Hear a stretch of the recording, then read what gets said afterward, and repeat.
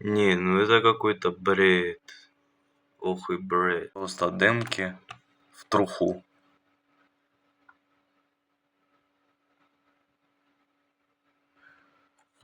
Вот у меня только один вопрос.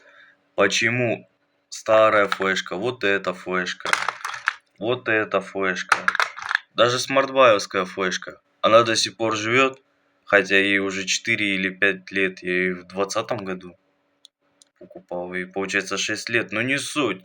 Но почему новая флешка откинулась так быстро?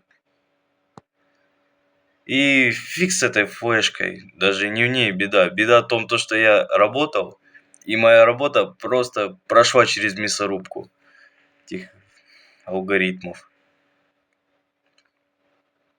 И ну, это бред. Это бред.